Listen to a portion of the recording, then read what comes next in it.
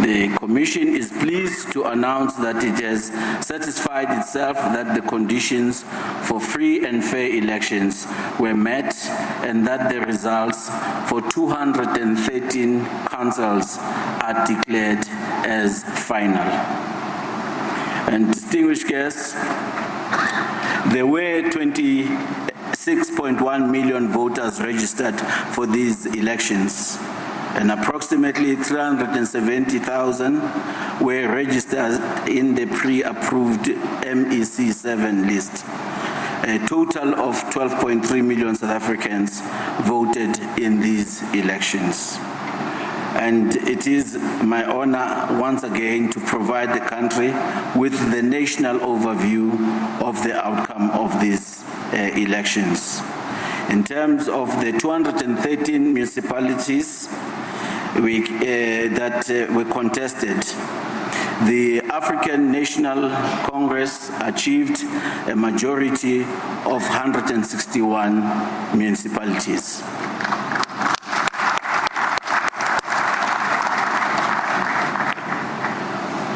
And the Democratic Alliance achieved a majority of 13 municipalities.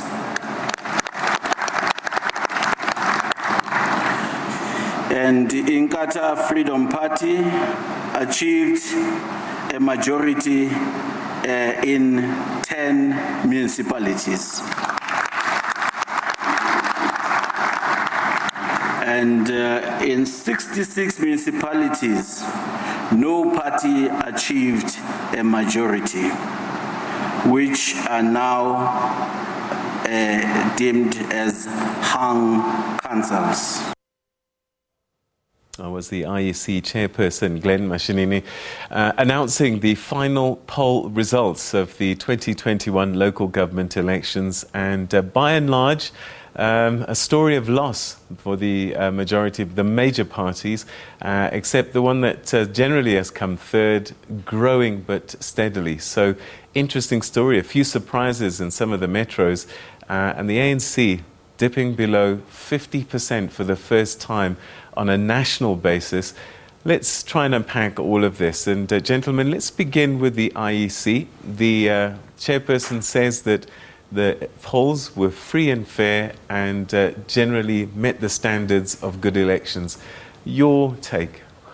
Yeah, thank you so much. The issue here that we've got to understand is that the free and fair elections is carefully defined in law. So it's not about that you saw somebody beating up somebody in a corner somewhere. So there's a standards that are defined in law to declare an election free and fair. And during the time that Judge Museneke was doing the studies as to whether free and fair elections could be done, and the court itself. So those things were canvassed quite at length. So that is the type of declaration we are getting now. That is not to say nothing went wrong. Two, the Human Sciences Research Council was already commissioned on the day of election to do a survey, a nationally representative survey across the country to determine if the election is free and fair. And that report came back taking cognizance of the physical experiences of the overwhelming majority of the voters on a very high score. So those elections are free and fair from that technical basis. All right, so they produced a fair result. Yes, they did, but I think there will be there are some very legitimate criticism also. Particularly when things get so tight as it is now, and it's going to be in the future, there's going to be a lot of scrutiny of the IEC, and they'll have to get used to the scrutiny. And they're going to have to be open to the scrutiny. They shouldn't be defensive and be open to the scrutiny. And I think maybe the big thing, even ahead of the elections, was allowing the ANC to register after the fact. And of course, it was legally done, but perceptions around those sort of things. So it's going to be very crucial going forward for the IEC now to begin to look very careful about perceptions, not necessarily because things are legally right, but perceptions becomes very important that the institution deal with the perceptions. But I think, broadly speaking, it was free and fair elections.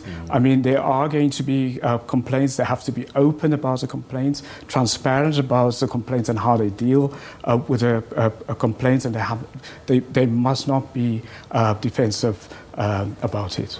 All right.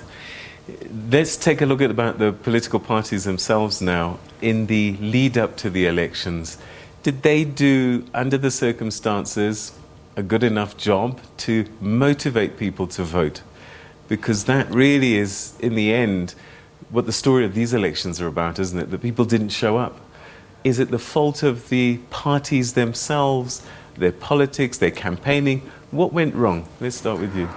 I think we're going to discuss for a very long time. One of the answers, as I look at the overall results, I'm beginning to buy into, is that this election not only showed dissatisfaction with the ruling party, but a disappointment with political leadership, elected political leadership overall. And there have been many dramas in the recent time, even starting with 2016, right up to the day of the election. Both the DA and the ANC, and probably others, but those are the biggest, they've created enormous drama, and at the same time there has been deteriorating services. So the faith in elected leaders also dropped. So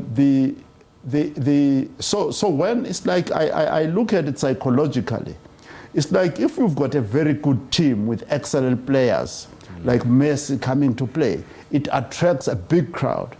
But when you have well-known mediocres going to play a match, even in the biggest and the best stadium, you might not be able to fill that stadium. So there has been not only just general disappointment, but actual concrete mediocrity of leadership.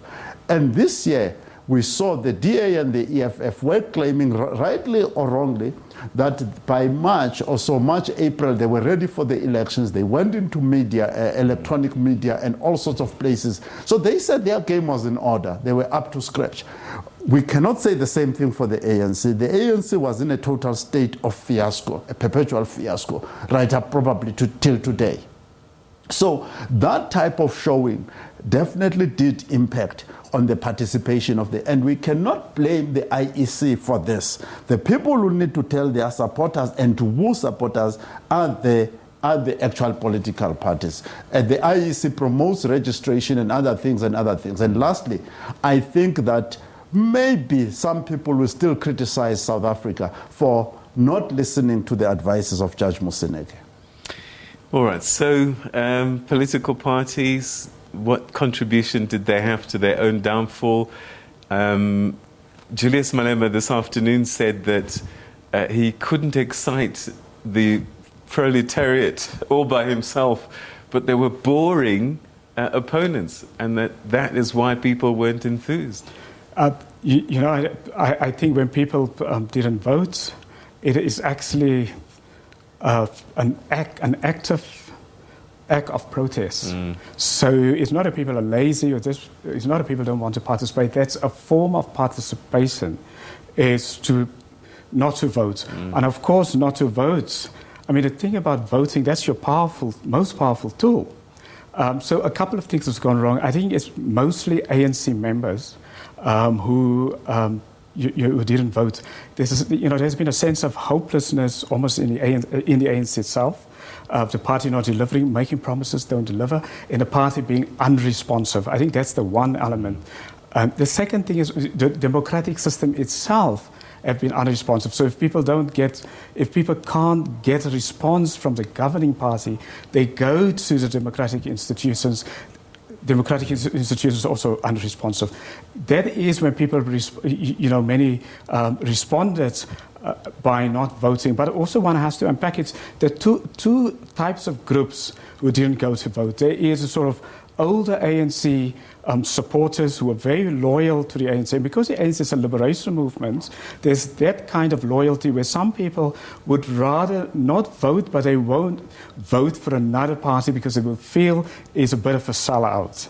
And then there's a second group of more younger people who've given up totally on politics because they look at the ANC and maybe also the other political parties, and they see these old leaders of this party and leaders that there's no affinity between them and the party. Patriarchal parties, old leaders, the language they speak is the Cold War, the 1980s language. The policy is a 1980s policy. We now in the internet stage, there are people who talk as if we are in the telegram stage of the 1970s and 1980s.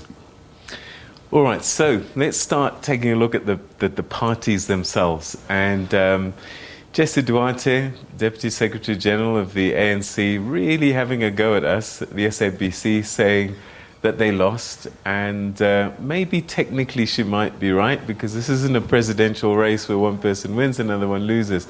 But there's no doubt that they lost support, that they lost influence, that they lost control of certain wards and municipalities. So as far as describing what happened, they did lose ground. If she wants to say they didn't lose the election, that's another thing altogether. So the question now becomes, where is the party post this election? Where is the ANC now of Mandela? In the doldrums. The ANC of Nelson Mandela is on a slippery slope that has got no handles and no places for creeping. That is why a majority of analysts is already telling you that what you've seen now, in the best set of circumstances, it will be repeated in 2024, but otherwise we expect worse than what has happened, especially for the ANC. Another little thing here, SABC or no SABC, you've got to win the ward. And to win the ward, you can win it walking on foot, because the ward is actually a limited area. People have got to know you. I was very impressed reading the story of Prince Albert. There's a town that you maybe don't even know called Prince Albert. And they were saying there are no posters anywhere, because we know the person. The person himself is the CV, he is the brand, is everything. We know the truth about this person, and we know who we're going to vote for. So now you want to win a ward, and you are telling us about Cyril Ramaphosa. And in my own ward, the ward was abolished 3 years ago, where I'm staying. The ward committee. We don't have a meeting of the ward, etc., etc. So the ground level upward development is not happening. And they think we must just watch TV and not this person who is in the ward. Big speeches in stadium, not this person who is in the ward. The ANC is out of touch at ward level and is losing the battle at ward level, not on national television. ANC as a brand, has it suffered? Is it no longer, as they often describe it, the glorious party? Are those days over? Those days are over. I mean, if I compare the ANC to other African liberation movements, normally after sort of 3 decades, two things really happens. If they don't deliver, if they are corrupt, if they're incompetent, what happens is many of their own supporters, initially they stop voting for them, but they don't vote for others.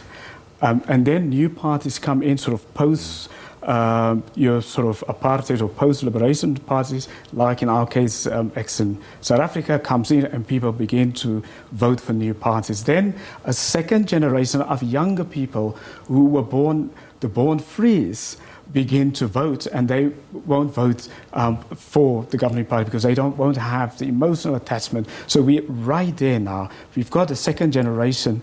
Our voters are now voting. So it becomes very difficult. It will become very difficult for the ANC to make a turnaround. So the crisis of the ANC is after this election. Right. Really, it's going to be a real crisis, because what I now need to do is they need to try to renew. But no party No party in history has ever renewed while in government, because you're so, as a party, distracted by the patronage, by power, that you can't renew. I mean, one liberation movement, which, in Africa, there's only one that has actually renewed. But it renewed when it was in opposition. It had no access to tenders, no access to government positions, and so on, and all the time in the world. All right, so the glory days are over, and they have to come out of power first to be able to find themselves again. We'll explore that and much more again, because I want us to go back to Durban now, where Ayanda is watching this developing story for us. Ayanda, what do we know since we last spoke? A very good evening to you, Peter, once again, and good evening to our viewers. Well, the situation is still the same here, Peter, in the Umbilo area under Ward 32 on the eThekwini Metro, where earlier on we have reported that angry residents of the Dalton Hostel went on a rampage and have destroyed parts of eThekwini College. Now, eThekwini College was one of the voting stations here in this ward, and of course we are told that it is because they are angry that they were unable to cast their votes. And of course, earlier on we showed our viewers what was happening. The roads around this area have been closed off by the police, who have said that it is not safe for people to move into this area. We've managed to negotiate our way through, and we are now with these residents. Let's just bring in this gentleman to find out what is the reason that has led to them closing down this road. But asibonga kakhulu nje isikhathi sakho. Mhlambe masingabuza nje ukuthi ke siyabona izakhamizi la zaseDalton niphumile sinivale nomgwaqo, sekhona nokulimala kwe college lapha nekade kuyisikhungo sokuvota. Abakhala ngani? Ngingaqinisekisa ukuthi abahlali bakwa 32 eThekwini okwi-Durban Metro badino bagane unwabo ngesenzo esenziwe IEC okuyinhlangano yezokhetho ukuthi bancishwe ilungelo labo lokuvota. Ngizokhuluma nje izwe esiqondile abahlali bakwa 32 specifically noma ngokukhethekile esikhungweni saseThekwini College eMelbourne campus bancishwe ilungelo labo lokuvota eliyi constitution. Kanjani na kube ukuthi oqala nje abahlali abadala la eHostel eDalton abahleze bevota kulesa sikhungo lesiyana kutholakala ukuthi uma beyoyichecka ukuthi bakhona yini ku-voters roll ngomhla ka-18 nomhla ka-19 September ngenkathi kuregister bathola ukuthi bakhona ukuthi bazokwazi ukuvota, they are eligible to vote. And then uma ngabe sebeyovota mhla ka-1 November kutholakala ukuthi abasaveli ku-voters roll. Imibuzo omningi ukuthi kungani bakhishwe yini ekubene babe kade bekhona ngomhla ka-18 nomhla ka-19. Okwesibili okuyikhona ngempela okumanka ke kube ukuthi abavoti ababebhalisele ukuvota ngomhla ka-18 nomhla ka-19 September lenkathi uIEC eveza ukuthi banenkinga, isystem yabo i-down, system yabo ayisebenzi. IEC wasuvela neqhinga lokuthi ke ngoba ilokuzana isystem yabo i-down bazogcwalisa amaform okusho ba register manually, uyabona. Then ke ba register labo bavota abavota abangaphekwa 300 amakhulu amathathu. Kuthena ke lenkathi be register ngalo manual noma amaform lawo abanganikwa ama proof noma ufakazi ukuthi ba registile, ufakazi abazoveza masebuka sebezovota.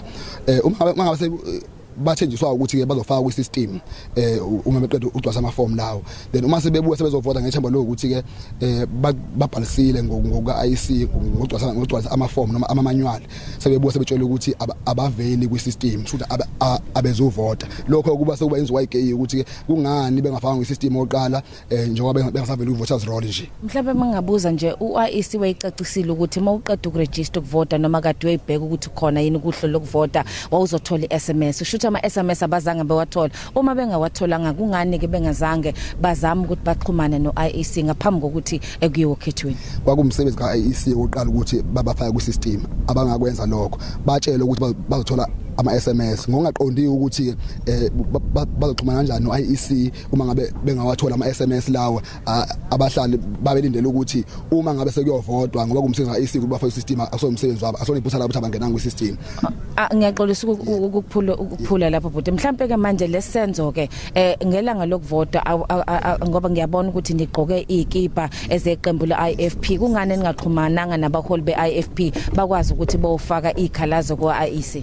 Kuyiqiniso ukuthi sixhumane nabaholi be-IFP mina nje ngangu-coordinator walesi sikhungo lesi ngaxhumana nabaholi be-IFP bafika futhi abaholi be-IFP bayibuza le mibuzo u-IEC akangaba nempendulo kusuka ngehora leshumi ekseni kwaze washaya ihora leshagalolunye ntambama ebusuku aba-IEC benqaba nalama manual lawo sesithi abawalethe ukuprove ukuthi ngempela labantu abathi abavela usystem ngempela abagcwalisanga noma bawagcwalisa kwakumanka ukwaletha manje ke njengoba ukuvota sekudlulile nama result njengoba sazi ukuthi akhishiwe namhlanje ukubhikisha ke nibonde kusazonisiza ngani ukubhikisha ke sizwalisa ilaka lethu ukuthi sifuna ukuphoqa uIEC ukuthi uphinde usinike elinye ithuba lokuthi sikwazi ukuvota ngoba kuyilungelo lethu njengabahlali baseSouth Africa ukuthi sikwazi ukuvota asikhathalele ukuthi ama results ephumi noma ngaphumi siyazi ukuthi kuyilungelo lethu ukuthi sivote and sibhijwe ibona ukuthi sivote so sifuna ukuphoqa uIEC ukuthi usinike elinye ithuba lokuthi sikwazi ukuvota.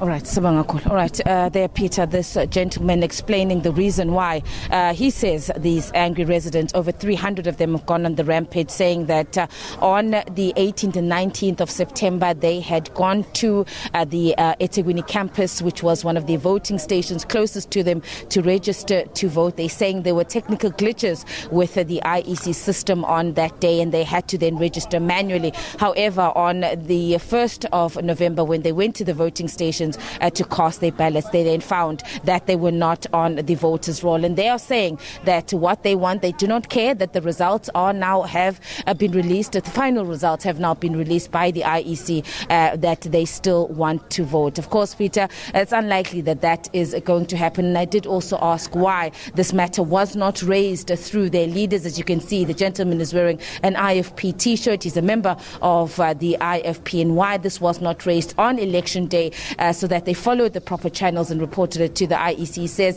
that was done by their leaders, but there was no resolution, and they're going to, of course, continue with this blockade of this road. For how long, Peter, it is not clear, but the final results have now been declared by the Electoral Commission. So how the situation is going to continue to unfold at this point, we do not know. But it seems, as you can see, they're still standing here, that they are not going to move. Of course, we are going to try, Peter, to get hold of the IFP leaders for them to be able to respond to this situation as roads leading to this part. And of course, Peter, what is also very important, if I may add, just for our viewers to understand, that this area has a lot of industries and businesses, and so there are a number of trucks that have to come through this road to be able to access also the Durban harbour. So this blockade is also then going to prevent motorists and those trucks to be able to use this road for them to get to the Durban harbour. Of course, the police are still on standby. They have not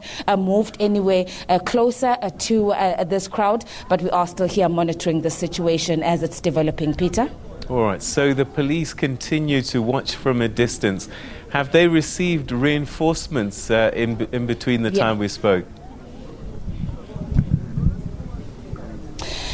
They continue to stand at the distance, Peter. We've just seen more blue lights flickering in the distance, but there has not been any movement from the police. There was a police van that had moved closer to us, but only to tell us that the area was not safe and that we should move from that area. But no police have moved anywhere closer to this crowd, still standing at a distance. And in fact, as you can see just behind me as well, they're still continuing to burn rubble. The road remains closed, and it's not just this road where we are here at Peter. There is also another road, which is also one that is used by motorists and trucks to access parts of the harbour and these industries around this area. So all traffic around this particular area has come to a standstill, Peter.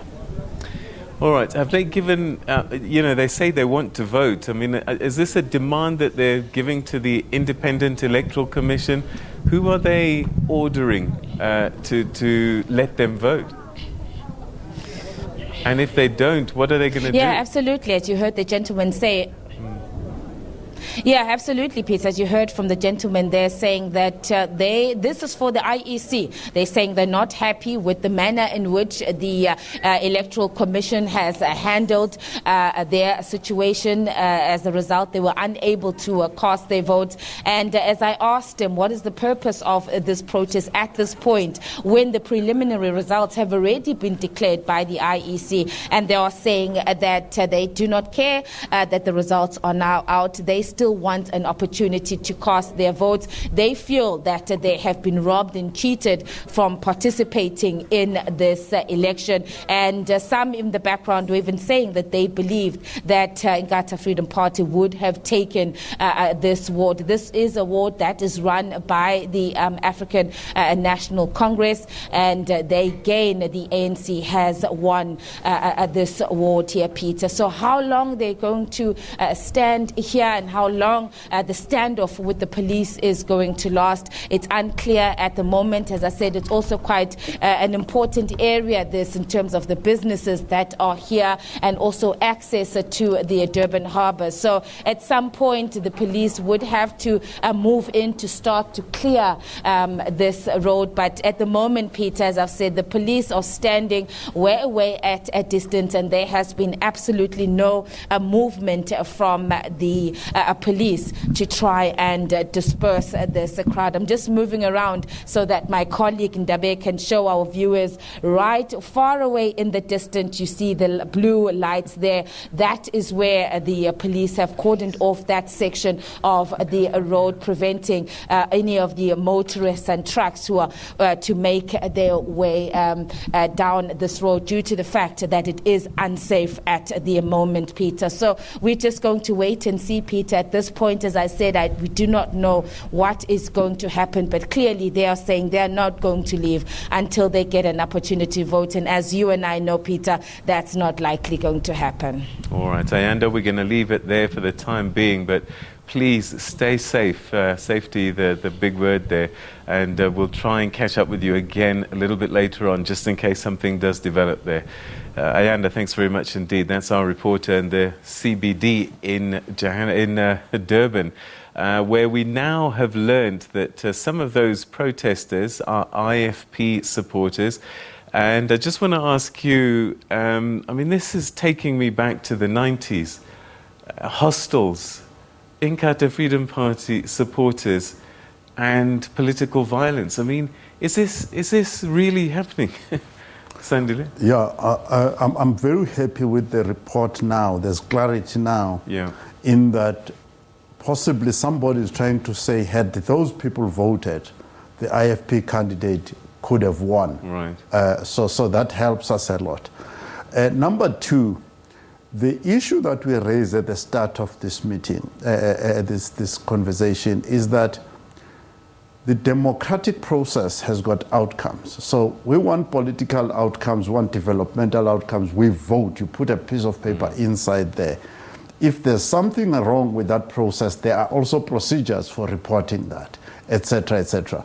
Violence nullifies, actually renders that process irrelevant. You are then saying, I have other means of getting my outcome without going through the democratic process, without going through due alternative, well-established dispute resolution mechanism. Even in the 90s, that was the issue. There was a clear, by 1989, we had agreed to negotiate. But between 1989 and 1994, the people that died were more than throughout the entire period of struggle, because some people felt that they could achieve their results outside of the legal process, outside of the agreed process. The IFP is going to have to speak out and maybe speak to their supporters. They can't, now that we know what colours they're wearing.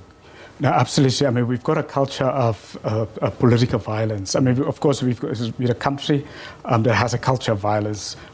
broadly, but we also have a culture of violence in politics. And it's important, if we want to deal with a culture of violence in politics, then whenever an incident happens, if it's a supporter or a member or a leader of the party, that the party responds very quickly. So we don't have to wait for the police or the army to respond, but that the party intervenes and do something about it.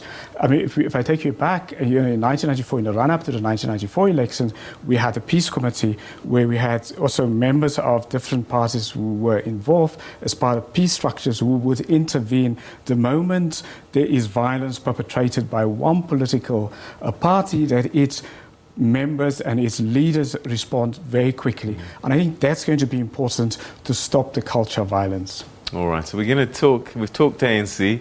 I want us to talk a little bit about the other parties, particularly the EFF, because they're in an interesting position now in terms of what happens next. And in fact, earlier on, EFF leader Julius Malema commended the IEC for its work during this week's local government election.